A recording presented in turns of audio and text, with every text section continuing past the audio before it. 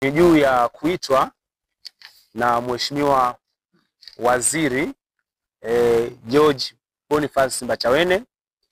Walituomba tufike jijini Dodoma kwa ajili ya kuzungumza mambo kadhaa, na siku ya jana tulizungumza kama ambavyo kwenye baada ya wiki mbili nyuma tuliweza kuainisha mambo kadhaa ambayo tulikuwa tunakutana nayo sisi walimu kupitia usaili.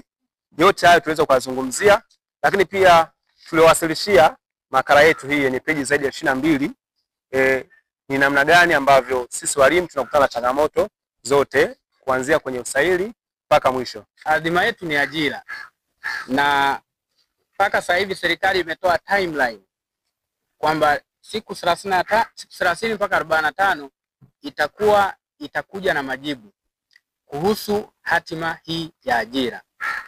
Hilo ndo jambo la msingi na kubwa la kwanza. Na ndani ya hizo siku 30 mpaka 40 serikali imeahidi kuwa ikipata changamoto yoyote katika kutafuta solutions za matatizo ambayo tumeyawasilisha, kwa sababu changamoto zile ambazo tumeziwasilisha ziko katika misingi miwili. Walituelekeza pale, kuna changamoto na mapendekezo yako katika msingi wa sera na kanuni, ambazo automatically kanuni zinatakiwa zikabadilishwe bungeni, na kuna changamoto zingine ambazo zinaweza kutatuliwa chini ya mamlaka ya kamati. Kwa hiyo wao wakiwa wanaendelea na mchakato huu walitusisitiza kuwa wanaweza kutuita mara kwa mara ili kuweza kushirikiana katika kuendelea kuzisolve. Kwa hiyo watakuwa wanaenda wanatubainishia wao sasa kwamba hii tumefika hapa, hii tumefika hapa. Kikubwa ni kwamba kufika mpaka hiyo tarehe, baada ya hizo siku 40 waje na feedback. Na Mheshimiwa Waziri, tulikubaliana na serikali katika maamuzi ya kuunda tume ya wizara 5.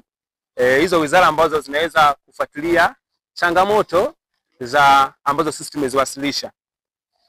Mheshimiwa Waziri aliweza kutuomba kuwa wavumilivu baina ya siku 30 mpaka siku 45, ambapo wizara zaidi ya 5 zitakaa na kuunda tume na kuzungumza mambo kadha ambayo tuliweza kuyazungumza, ambazo wizara ambazo zitafanya kazi kwa ajili ya kutatua changamoto zetu ilikuwa ni ofisi ya Rais utumishi wa umma na utawala bora, lakini pia ofisi ya Rais TAMISEMI, ofisi ya Rais mipango na uwekezaji, wizara ya elimu, sayansi na teknolojia, pia na wizara ya fedha. Hizi zote zitakaa kwa ajili ya kuweza kusort out changamoto.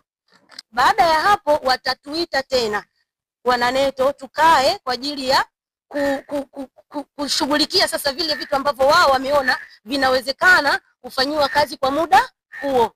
Nadhani ndio majibu yaliyopo, na ndio maana tukasema kwamba lazima tuwe wastahimilivu, tusubiri siku 30 mpaka siku 45 kwa mujibu wa ratiba zao, ili waweze kuichanganua ile makala, kupembua vitu vya msingi, vitu vya muda mrefu na vitu ambavyo vinaweza vikarekebishika kwa muda mfupi. Ndio hilo ambalo tunapenda kuambia wenzetu, wao wastahimilivu.